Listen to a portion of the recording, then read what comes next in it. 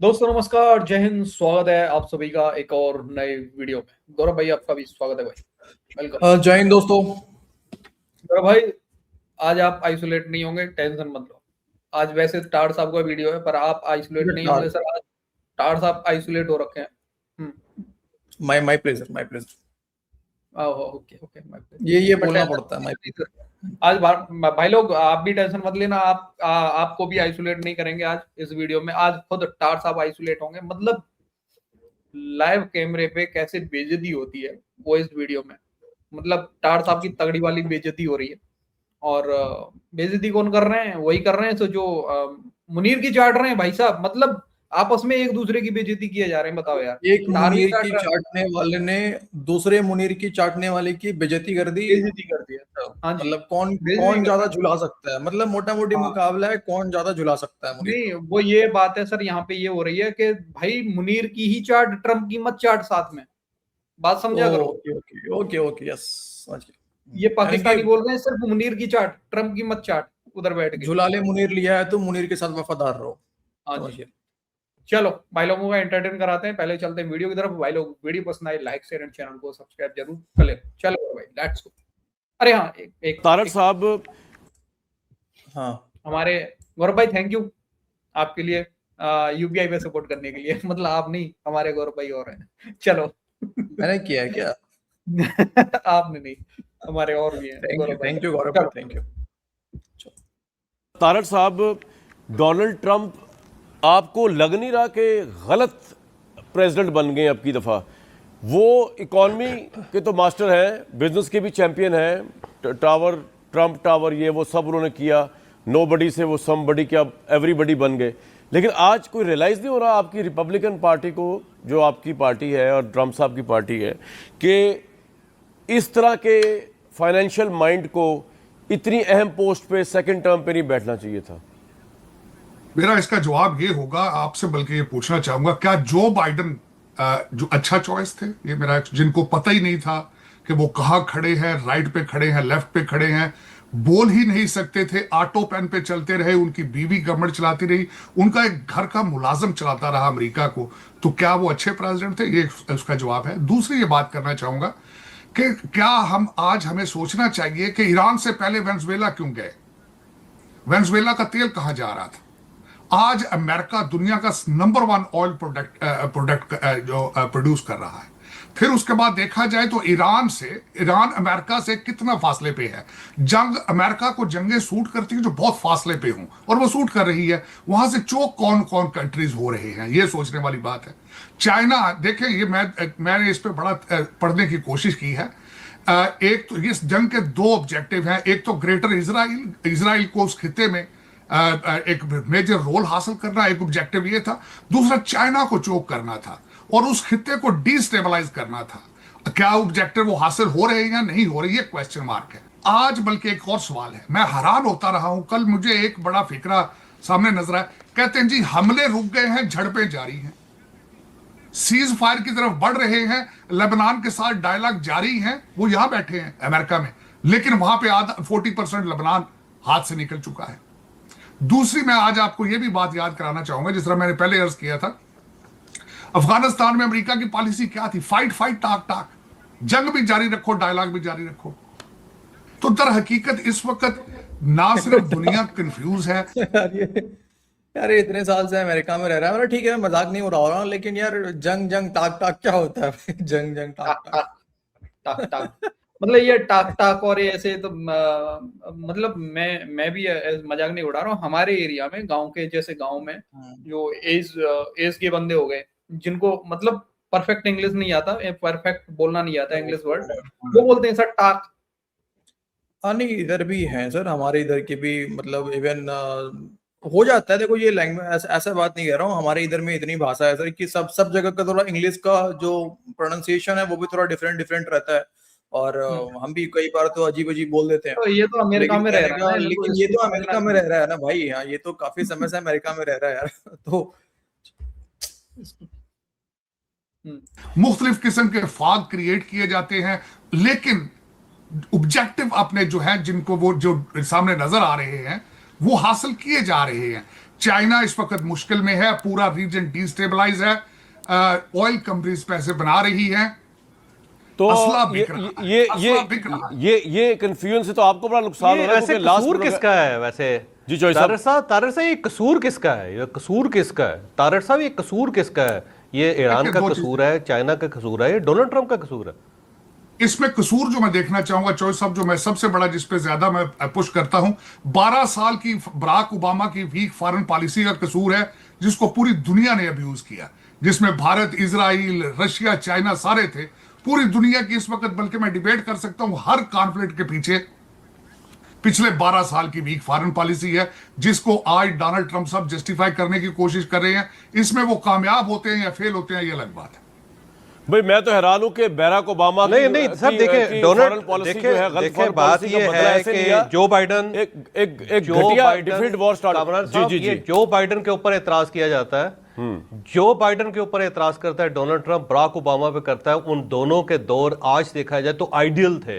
उन्होंने दुनिया को एंगेज रखा, किसी बड़ी जंग में अमेरिका को नहीं लेके गए, कोई बड़ा क्राइसिस पैदा नहीं हुआ। जो बाइडन साइलेंट था, उसको बात नहीं करनी आती थी, डिमेंशिया का शिकार था, लेकिन इसके बावजूद भी वो मैन ऑफ पीस तो रहा ना, वो मैं डिसएग्री करूंगा, क्राइसिस पैदा नहीं हुआ। अच्छा चॉइस साहब के बाद आप बात अक्लमंद आदमी जो है, ये समझदार अक्लमंद आदमी ने देखे बेड़ा गर्क कर रखती है अमेरिका को। आज आप सर्वे देख लें, अमेरिका के सारे के सारे उठा के सर्वे देखे ना, अमेरिका के अंदर है, अमेरिका के अंदर हर खानदान जो है हर महीने $450 एक्स्ट्रा पैसे खर्च कर रहा है। और कहा जाता है कि अगर ये जंग 1 साल पूरा जारी रहती है तो हर खानदान को $2000 एक्स्ट्रा खर्च करने पड़ेंगे। पूरा अमेरिका इस वक्त बुखार का शिकार है, और जो वहां पे बेरोजगारी हो रही है, जो वहां पे महंगाई हो रही है, ये कौन सा अक्लमंद प्रेसिडेंट है जैसे अपने अमेरिकी शहरियों को इतना डिस्टर्ब करके रख दिया, पूरी इकोनॉमी को डिस्टर्ब करके रख दिया, अमेरिका को ईरान में फंसा के रख दिया है। चाइना आराम से मजे से बैठा हुआ है, उसकी इकोनॉमी डेवलप कर रही है। आपका पॉइंट बिल्कुल आ गया, कौन सा अक्लमंद प्रेसिडेंट है ये? जी तारिक साहब, आपका प्रेसिडेंट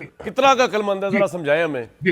सर, मैं सिर्फ क्रीमिया याद कराना चाहता हूं, सिर्फ सीरिया याद कराना चाहता हूं, और आज अमेरिका के अंदर अनएम्प्लॉयमेंट रेट 4% है। इकोनॉमी इज थ्राइविंग, दुनिया का सबसे बड़ा oil producing country is America.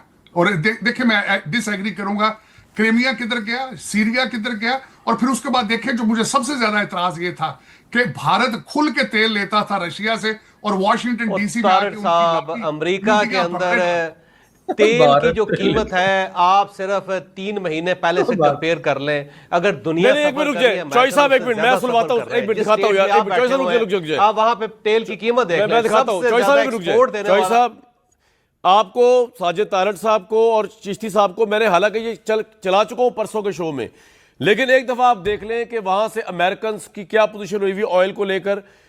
American का एक इंटरव्यू दिखाया, आप इनका जो पेट्रोल की टैंकी के ऊपर खड़ा हुआ है, वो बता क्या रहा है जी, बताएं तारड़ साहब को दिखाएं। Mr. President Donald Trump, for doing this to our country. I used to pay $2 for gallon, and now I'm paying $4.40 for the gallon for past few months. I don't know what kind of victory you are getting over there. The whole country is suffering. We are paying high prices for grocery. Rent is high. Inflation is on the highest level. दूसरा भी देख ले साजिद तारड़ साहब के लिए, America में क्या बदहाली हुई है। ग्रोसरी से बंदा जो निकला है वो बता रहा है ग्रोसरी के रेट्स कहां पहुंच गए हैं, दिखाएं जी। Donald Trump, you sorry 2 bags of groceries for $46. I run into my constituents at this store every few days, and they all complain about your economy, and rightly so. You have American people only deserve so much more than your piece of Trump economics. The only thing you've ever said true is what you said yesterday. ये जितनी बीपे चल रही थी साजिद तारड़ साहब, ये Trump को गालियां पड़ रही हैं, ऐसी ऐसी गालियां जो मैं सुनवा नहीं सकता। जी तारड़ साहब, ये तो पोजीशन हुई आपके प्रेसिडेंट की। ये दो चीज, मैं इसी अमेरिका में कभी पेट्रोल 99 सेंट का गैलन भी लेता रहा हूं, लेकिन अब वो जरूरी नहीं है सारी जिंदगी 99 सेंट पे।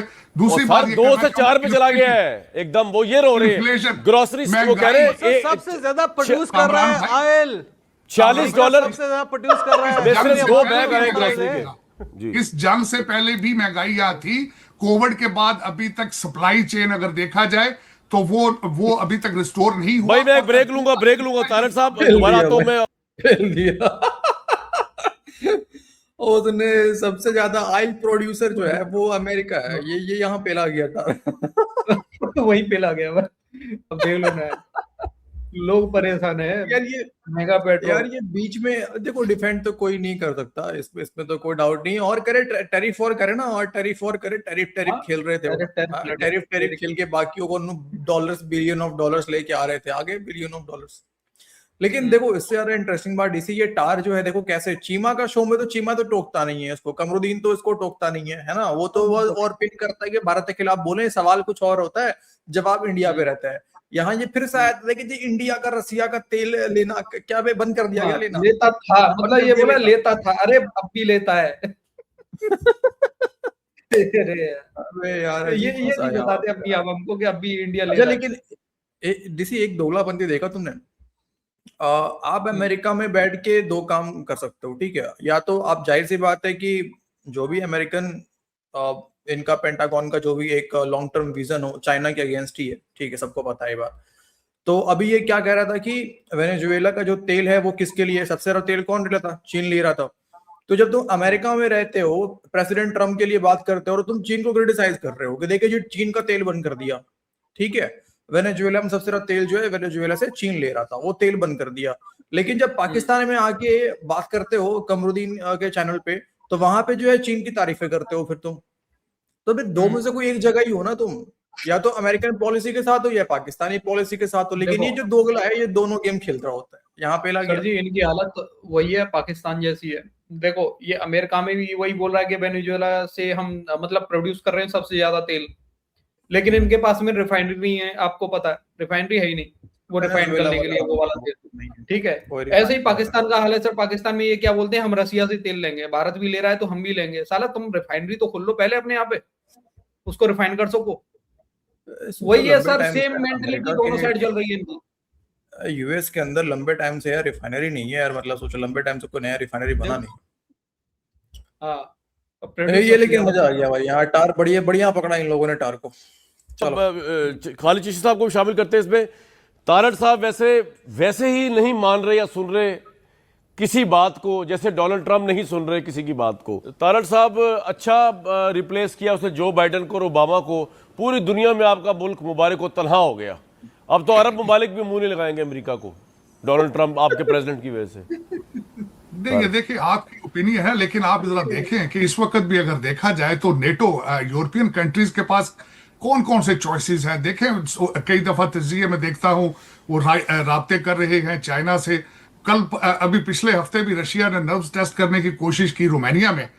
लेकिन देखें आने वाले दिनों में क्या होता है। लेकिन so far US the sole super power, और हमारे अंदरूनी इश्यूज हैं, पॉलिटिकल इश्यूज हैं। देखें आज अब कैलिफोर्निया से न्यू जर्सी तक प्राइमरी हो रही है, अवाम कहाँ जाती है। अभी टाइम बाकी है, नवंबर तक देखें।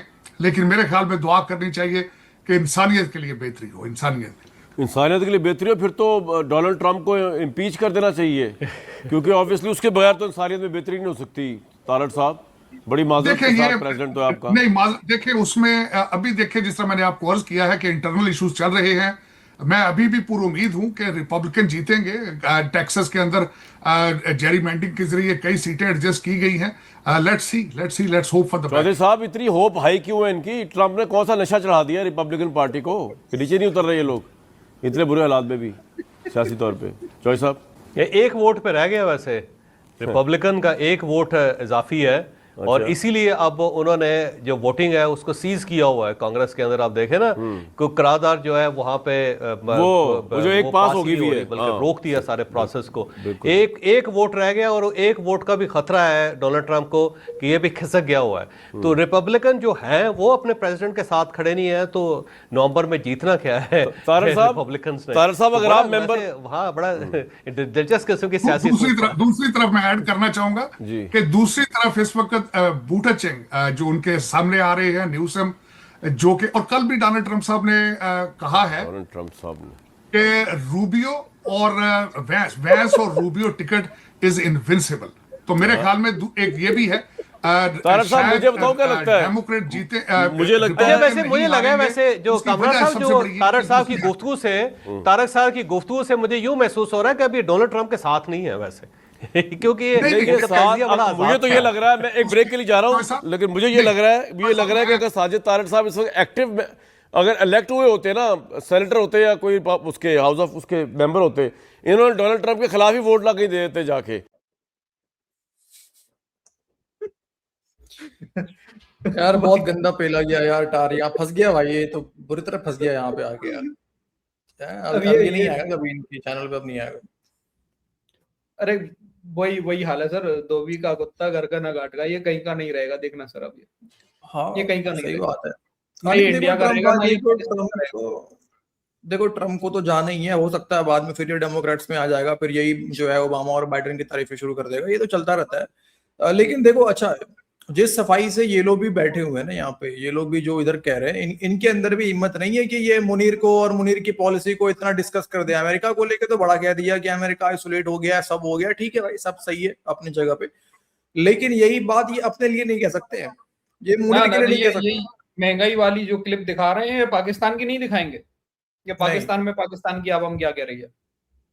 बात यहाँ पे क्या है, देखो अगर टार चाहता, अगर टार डीसी दो जगह पे इसने दोनों का जो है पकड़ के ना झूल रहा होता, एक तरफ ट्रम्प का एक तरफ मुनीर का, तो ये आराम से इनके ऊपर में काउंटर अटैक कर सकता था कि साहब आप मुझे तो बड़ा कह रहे हो कि यहाँ पॉलिसी फेल हो गई, आइसोलेट हो गई, आपने क्या कबाड़ लिया अभी तक, जरा बताना।